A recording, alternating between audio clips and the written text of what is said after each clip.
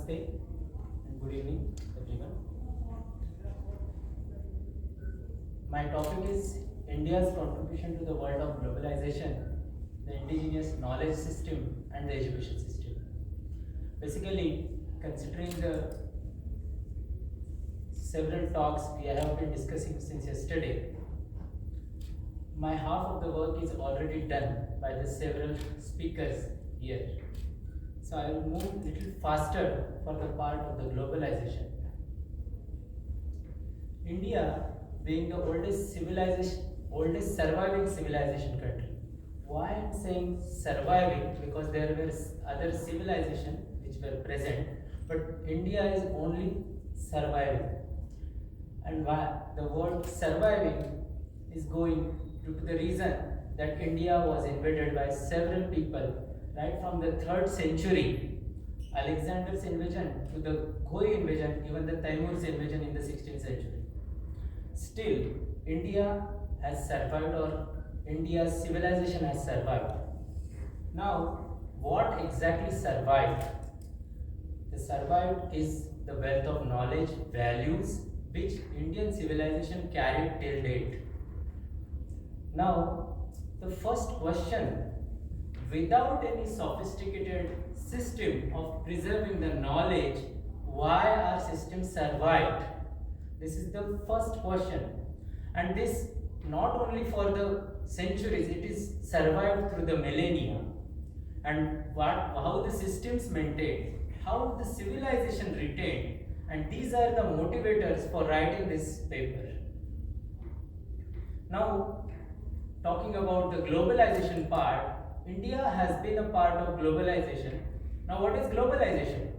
Globalization is just linking between the several polities with social or economic, or maintaining relation with social relationship with different polities. And what are the prerequisites or requirements or ingredients for the globalization? Those are trade, laws or governance, uniform language, social connections, ethic and culture. These are the main ingredients needed for the globalization. And as we see towards India, we had contributed for all of these in terms of globalization contribution. In terms of sea trade, the Chola Empire, they had since 10th century they had connections with several countries, and similarly, which we are little unaware about it, that is, even India had a trade relationship with Britishers.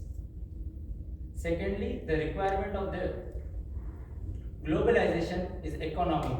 India had been on the driver's seat since centuries.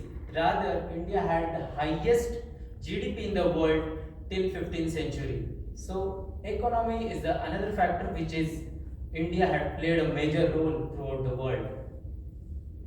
Then the military power, right from the 3rd century, when we talk about Chandragupta Empire, to the 18th century, which is the Maratha Empire, India had been with the great military powers. Then the next point is laws or governance. The 3rd century book Kautilya Arthashastra Praja Sukhe Sukham Rajna Prajanam Tu Hitaitam. What does it mean? Right from several centuries, India had been saying that, or Indian law or governance is saying that people's happiness lies in the actual king's happiness or the kingdom's happiness. And this thought is carried forward for the centuries by other kingdoms in India. Then the language influence from the India, we can see that the all Southeast Asian countries, Thailand to Malaysia, their scripts are completely influenced by Indian languages. Even just now we had a discussion that Mongolia and Tibet had the largest knowledge pool with them, which is of Indian origin. Now, the knowledge base, what we are talking about, or the inventions carried out throughout the millennia, were actually originated from India, and that led to the several scientific inventions throughout the world. Even the famous Pythagoras theorem is originated from India.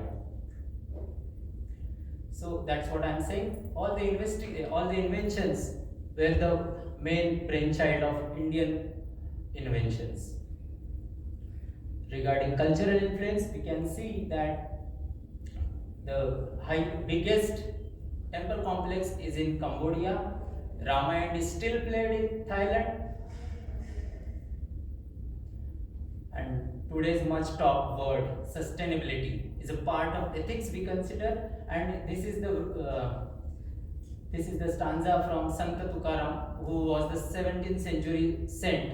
He said, "Vrukshavalli ama soere vanchare." In this sentence, he is saying that all the animals and birds are part of our life. We have to preserve trees. This is the best example which we can see in terms of sustainability in our literature. Then Vasudhaiva Kutumbakam is an integral part of India's values. Thus, India has contributed a lot for the globalization. Even Monier Williams, who was the then professor of Sanskrit, he said that India had a polished language, a cultivated literature, and abstruse system of philosophy. This is the best example for the felicitation of Indian culture. Now back to the questions.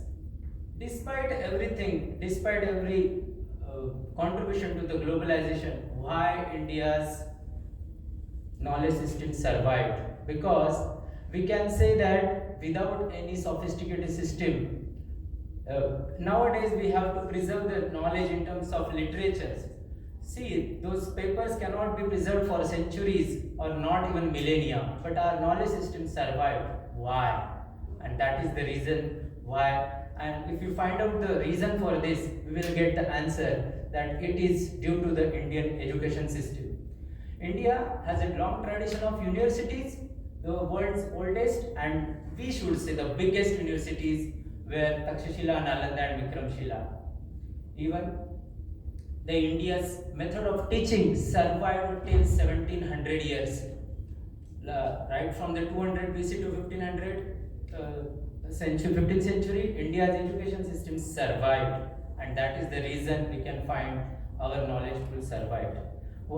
The backbone of this was Sanskrit, and it is clearly said that this Sanskrit is an excellent language which can preserve your knowledge. Then it has been noted by a famous historian who said that Sanskrit literature with excellent knowledge system, and it is useful for Europeans. It was made, this whole literature written for or translated for Europeans. And last but not the least, Sanskrit is seen as the knowledge representation or the best suitable language for AI and ML. As we can see, tomorrow is all about AI and ML. Now, the best language suitable for it is Sanskrit. And it is said by Rick Briggs, who is a researcher at NASA. And India's education system there are several types or several points in which we can see that Indian education system was divided. However, the most important point I have noticed in this that in India, the village, every village had at least a single school, and that single school made India in such a way that India's literacy rate was highest in the world before colonization. So thus, India's education management was secular and democratic. The percentage literacy, as I said earlier, was highest in the world. Education was cheapest. Mutual tuition was the concept which was present in India, and that is the reason for the civilization sustainability in India. Thus, what is my conclusion in this? For sustainability of our civilization or our civilization is we have to focus on adding Sanskrit as an integral part of our education, because all the literature present or all our knowledge system actually was in Sanskrit, and whatever available today is mostly, I'm saying it again, it's mostly translated by European. The people who do not know about Indian system and they translate it in their language, and we are referring what they have translated, and we are considering that these are the limitations or these are the drawbacks of our knowledge system, then I think we are doing something wrong. Because I will give you two examples, the dharma and samskar, that cannot be defined in any European languages. They have to borrow some words which will match with that person's understanding, and that will lead to an incorrect interpretation of the translation. And that is the reason my emphasis is you should take on the Sanskrit as an integral part of our education system. Secondly, we should have every village should have an education system or schools which will give every knowledge to the education of masses, which was the integral part of India. Thank you.